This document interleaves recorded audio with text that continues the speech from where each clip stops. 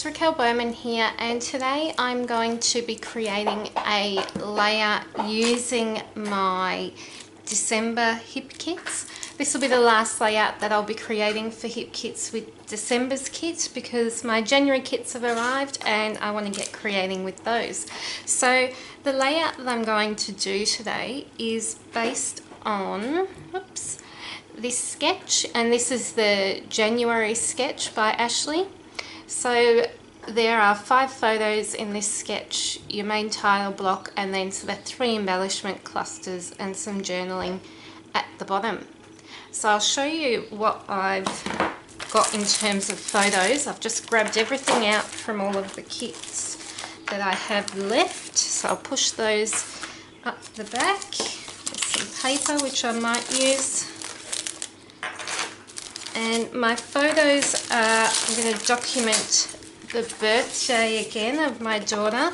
So I'd already printed these, so I figured instead of wasting photo paper and not using these or changing it up a little, I'll just use these. So I've got 5 photos from her birthday, and this is of the party table. So I've got one of the cake, which I made, my first Dolly Varden cake, I think they're called. Not perfect, but she loved it. And then I've got just a few photos of cupcakes, the little light box I had set up, another cupcake and some marshmallows we popped, and then the sort of lolly bar that we had. So I'm going to use these photos because this one is slightly larger. My configuration compared to the sketch might be a little bit different. I'm not sure how or what I'll do yet, but we'll soon see, and I'll speed you up and just get creating. So I've begun this layout by cutting out my photos. I just used my smaller guillotine trimmer to do that. It's nice and easy, and I've pulled out, as you can see, what I was doing really quickly then was just sifting through the ephemera pack from the Shine collection and grabbing out any that I thought might coordinate.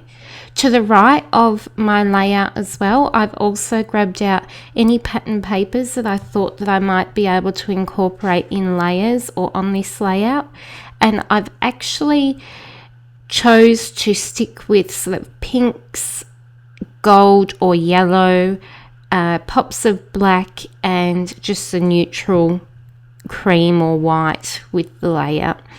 So I'm working on matting my photos using those papers I'd collected. I've also got out on the layout a couple of acetate die cut ephemera pieces. One of them says love and the other one says love this day in sort of a vine looking oval shape. The one reminder with these ephemera pieces is to make sure that you peel off the coating. Now I find not every American Crafts ephemera pack has acetate pieces that need the protective film peeled off. Sometimes I find, yep, I have to, and other times I don't. But with this particular pack, you definitely need to and can just peel off that top layer, and it just makes the image so much more crisper than when it has that cloudy coating over it. And it does, once you've got the corner up, it does peel off quite quickly, but you need to first find a corner or a part where you can get that peel starting. I've also placed behind that photo to the left there that says hooray, I've placed a couple of cut aparts from the 6x6 paper pad, and I've also, here I'm working with the chipboard sheet, and I was trying to find, I've really been trying to use that little banner and I can't get it to work yet, but I've cut apart the floral. I love that big floral piece on that chipboard sheet, so I decided that I didn't want to hide half of it under a photo, so I actually cut it in half with some good scissors and popped half at the top of a photo and half at the bottom of a photo, and I put them on a diagonal so you'll see that it sort of flows. Now what I'm doing is I wanted to add a bit of subtle texture to the page, and I love doing that with whipped spackle, and I've mentioned it before on videos. It has such a beautiful sort of light, creamy, fluffy texture. It's just stunning to work with. It dries quite quickly. It's not heavy, although it is or looks like a texture paste. It's not heavy and doesn't require a lot of drying time. So I find that normally, and you'll see me just pop the paper up to the side, up above where I'm working, and I simply just let that dry while I work on something else, and by the time I do that, it's dry and ready to go. To clean my stencils, I just use a baby wipe, and I left this in the video on purpose just to show how quick it is to work with the whip spackle. So all I need is a spatula, and I'll apply my spatula. You put my spatula straight in the tub of whip spackle.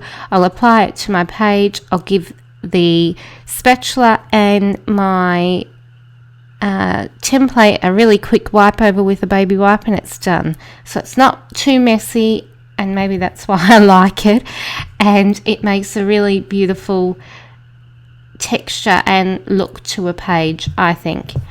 So I've worked on some photo layers on that larger cake photo, and there I've put a little tab that says love this, and as you can see from down in the bottom left corner, there's another tab down there.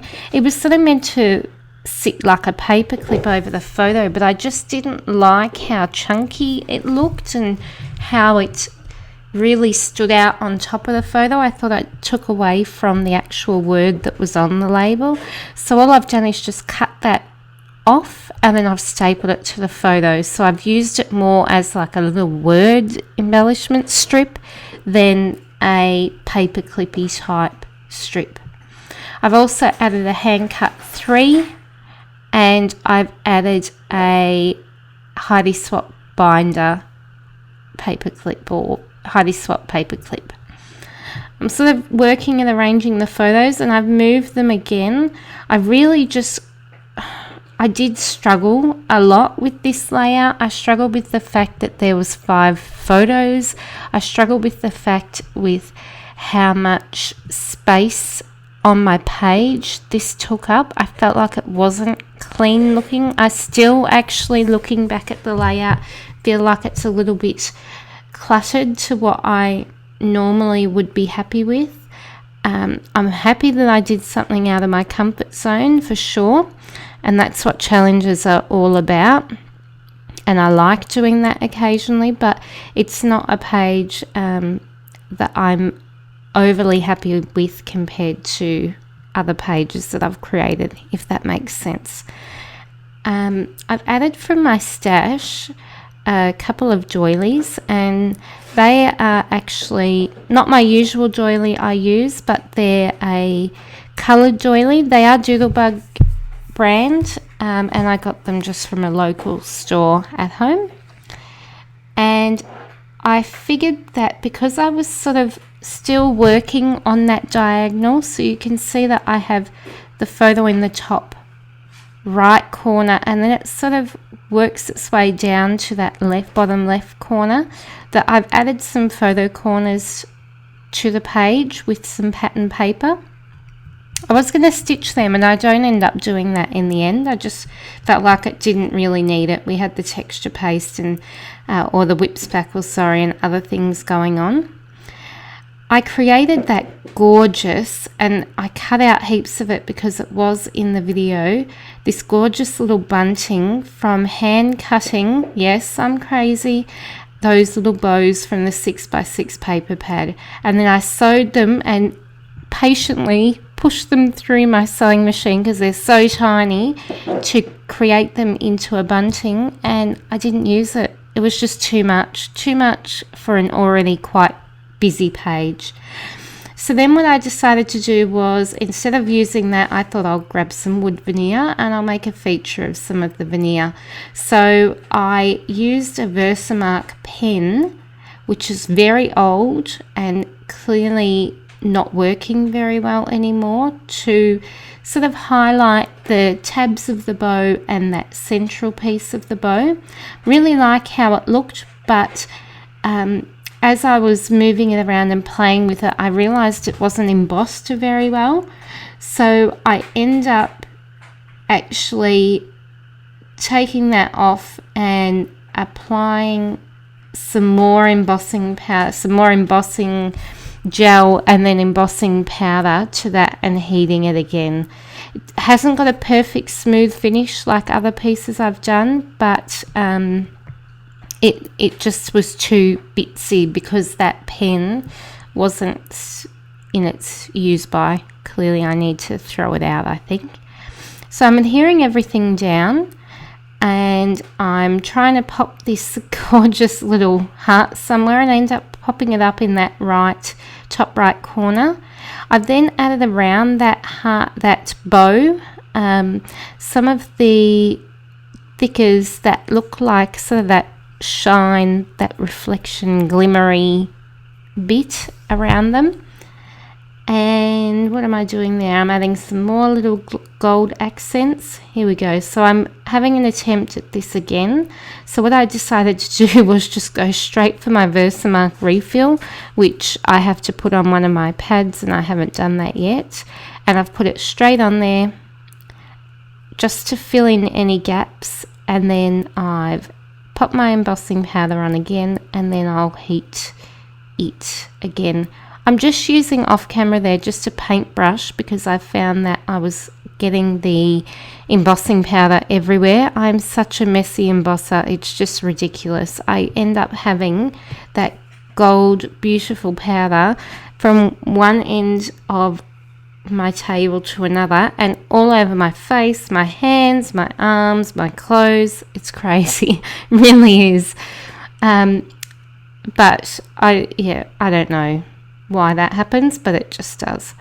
So I finished that cute little bow off with a little heart from the Shine Alpha stickers, and here I'm thinking, am I finished? Yes, maybe not. And I decided to add just the date. I was going to add a phrase stamp, and then I thought, nope, too much. So this is the finished page.